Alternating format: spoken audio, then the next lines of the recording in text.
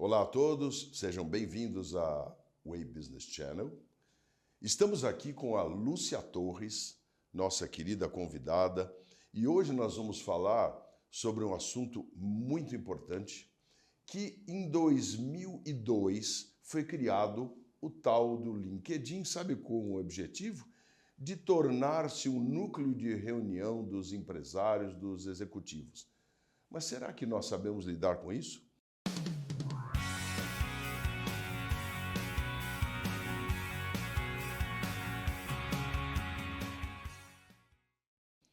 Vamos perguntar aqui para a nossa professora Lúcia Torres. Lúcia, bem-vinda, como sempre. Conte um pouco aí da sua origem. Tá bem, obrigada. Nossa, Paulo, sempre super feliz aqui pelos convites. Acho fantástico estar aqui com vocês, a ideia do que a gente faz aqui juntos, né? Vamos lá, de uma forma resumida, trabalho hoje já há 35 anos, maior parte da minha vida como executiva, enfim, inclusive liderando a América Latina, e em um determinado momento resolvi ser o quê? Professora, palestrante, para a gente poder falar de temas que dão certo ou deram certo, outros que não deram certo, e principalmente esses e os porquês. E os porquês talvez a partir de hoje, mesmo os que dão certo, passem a não dar. Mas basicamente, vamos lá, vamos para o LinkedIn. O LinkedIn, ele teve um início aí muito forte e muito pautado na questão também de recolocação, né? Então as pessoas acabavam utilizando ele prioritariamente para buscar uma recolocação, enfim, né, se candidatar a vagas de trabalho, de emprego. Obviamente hoje ele é a forma prioritária de recolocação. Eu falo que tudo é network para se recolocar, que seja o network do seu WhatsApp, que seja o LinkedIn.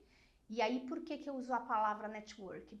Porque o LinkedIn mudou muito desde esse momento em que você falou dessa criação, desde esses primórdios em que ele prioritariamente era usado para recolocação. Hoje ele é uma plataforma de network e é uma plataforma em que as pessoas priorizam tratarem assuntos acadêmicos e corporativos. Nem sempre, né? Tem gente que confunde tudo, né? Então, pós-pandemia, teve bastante gente que começou a colocar coisas que eram totalmente diferentes. No Diferente. início, tinha uma resistência muito grande. Hoje tem-se uma resistência mais velada, não tão direta a essas pessoas, mas a audiência também acaba não engajando. Então, muito provavelmente as pessoas não têm tantos seguidores assim, enfim. E, por exemplo, há uma confusão muito grande na utilização, porque as pessoas começam a transitar, confundir o LinkedIn com outras redes sociais e publicar um monte de coisas pessoais, né? Que sejam corporativas, mas nem sempre. E aí o que acontece? Que tipo de conteúdos as pessoas... Porque nós estamos falando de business, né? As outras redes são pessoais, mas LinkedIn é business. Que tipo de conteúdo as pessoas devem gerar para ter mais engajamento, mais confiança, mais credibilidade? Porque existe um outro problema muito sério. As pessoas usam o LinkedIn para vender escancaradamente e chegar a pessoas que nunca viram na vida para dizer, olha, quer ser meu parceiro? Olha, sim, te aceitei. Olha, agora quero te vender isso, te vender aquilo. Isso é péssimo. Isso é a contramão do propósito. Que conteúdo você recomenda que seja postado ou gerado no LinkedIn? Tá, eu vou responder sua pergunta, eu antes só vou pegar um gancho para uma coisa que é a conexão. Então, o que acontece? É claro que o algoritmo ele vai te escolher ali, né? Escolher para quem que você vai ser mostrado, para quem, enfim, quem vai te ver ou não. Mas, de qualquer maneira, a gente tem que ter muito foco em quem são as nossas conexões, ou seja, quem que eu quero que saiba que eu existo? Quem que eu quero ter uma conexão de network que vai gerar, vai agregar para mim? Então eu tenho que entender ali quais são as pessoas e quais são os segmentos de empresa, quais são, enfim. E não só esperar que essas pessoas me conectem, mas eu buscar essas conexões. Para quê? Para troca de experiências e aprendizados. Isso basicamente é a questão do network. Então esse é o primeiro ponto. Segundo ponto, que é o termo de conteúdo. Conteúdos que sejam relevantes. Se eu estou conectando e falando, escolho, eu falo, tudo começa com o teu lead, mesmo que seja um lead de consumo de conteúdo gratuito, enfim. Se eu quero falar sobre algo que eu faço e que está dando certo, ou alguma coisa que eu aprendi com algo que também não deu tão certo assim, eu tenho que pensar para quem eu estou falando, Por que essa pessoa deveria ler o que eu estou lendo? O que vai agregar para essa pessoa que eu estou postando, por exemplo, né? E aí eu vou criar esse conteúdo. Ou seja, se eu vou compartilhar coisas com os meus pares, porque não pode ser só uma propaganda de, ai, olha que demais, eu tô aqui de novo ganhando um prêmio. É legal, mas como é que eu gero algum conteúdo advindo daquilo? Eu ganhei esse prêmio porque a gente fez um projeto, e esse projeto pautou nisso. Então, Ele tem um fundamento importante, uma mensagem de realização. Exato, você não fica... é claro que é branding pessoal, mas acaba sendo uma propaganda muito ostensiva. Isso. Ah, eu tô sempre Sem ganhando nada, prêmio. né? Vazia, É, né? vazia. Vazia. Eu falo, nossa, é o cara dos prêmios. Mas e daí? O que ele faz de fato, Isso, né? isso. Então, eu penso que tem que ter essa compreensão de para quem eu vou falar, por que essa pessoa deveria ler, o que eu vou gerar de valor com o que ela tá lendo, do que eu tô colocando ali, que no mundo dela possa fazer algum tipo de mudança. Ou seja, o que eu tô compartilhando, que pode até ter me feito ganhar um prêmio, não, o que vai mudar na realidade dessa pessoa? O que ela pode falar, puxa, que legal, não tinha pensado em fazer isso. Ou, puxa, eu tô fazendo, mas dá para fazer de um jeito diferente. Essas pessoas naturalmente vão começar a te ver como um formador de opinião. Isso. E é assim que você constrói teu brand. Não é só colocando ali, olha, mais um prêmio que eu ganhei. Né? A coisa vai muito, fica muito menos na base, naquela coisa superficial e entra muito mais na essência da coisa. Né? É.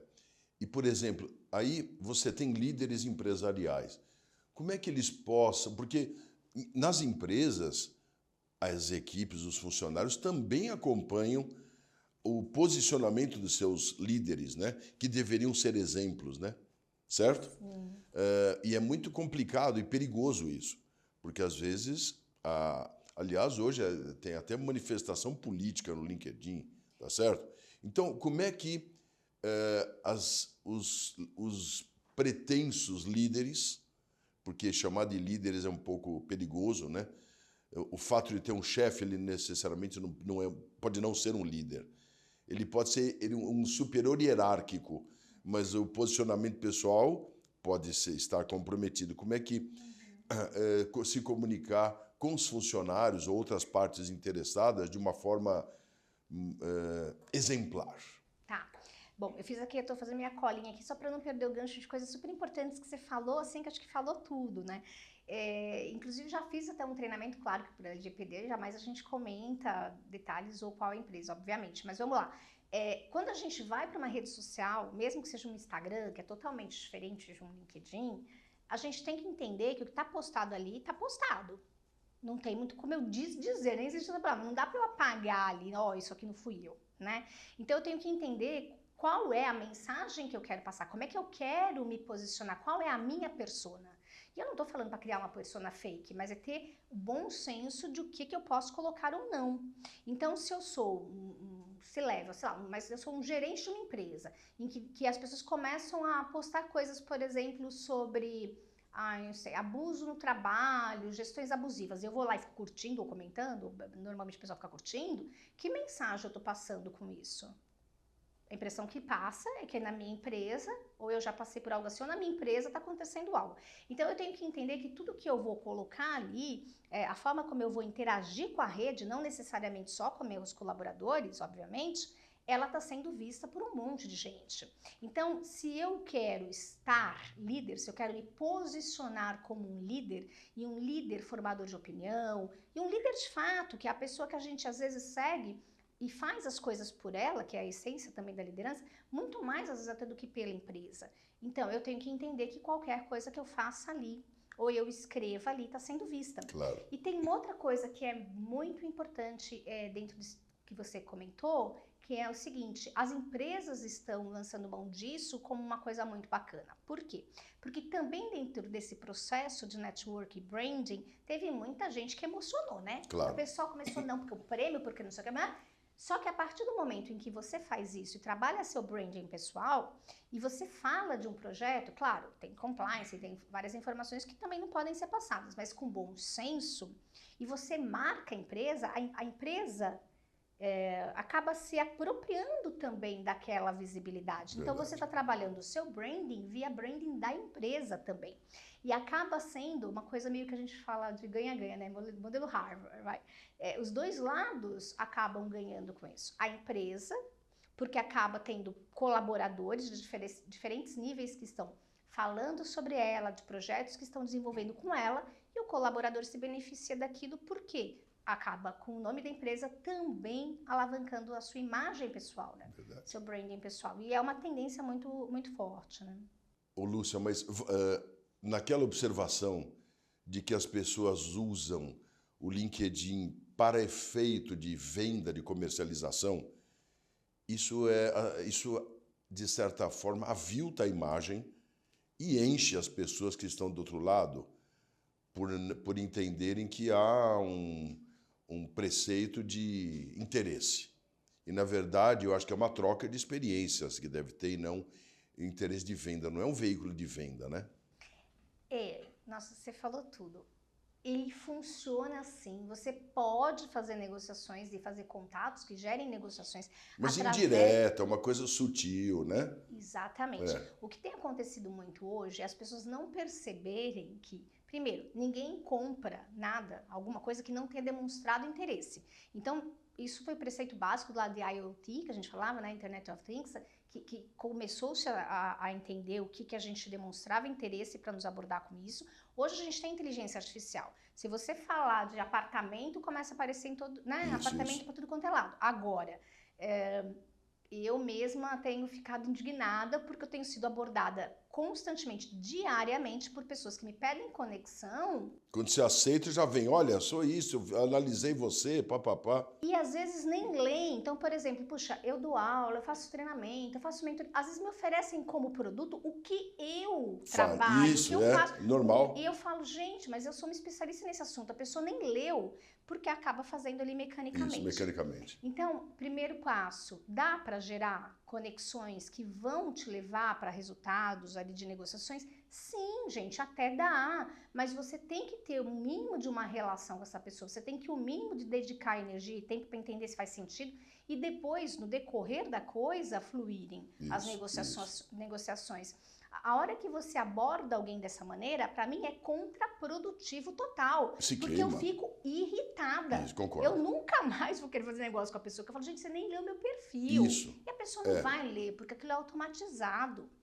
E outra coisa que eu acho que está pior ainda, não é nem... Eu tenho um e-mail especificamente para LinkedIn, cadastrado lá, porque vem muita mensagem, e eu nem abro, porque ele notifica toda vez que alguém me escreveu alguma coisa. E eu tenho sido abordada no meu e-mail corporativo. Então, tem hoje algum jeito de ter uma ferramenta ali que vai buscar o e-mail que é o corporativo e não registrado ali dentro. Eu falo, gente, isso daí é um abuso, porque isso é spam. Eu não autorizei, eu não dei o meu contato. A pessoa não pode sair abordando as pessoas assim, e ninguém vai fazer negócio dessa maneira. Verdade. Porque que credibilidade, que respeitabilidade vai ter alguém que me aborda de forma ostensiva sem eu querer ser abordada? Então, na verdade, é uma ferramenta, por exemplo, que pode fortalecer a sua marca pessoal, certo? Certo. E como fazer isso?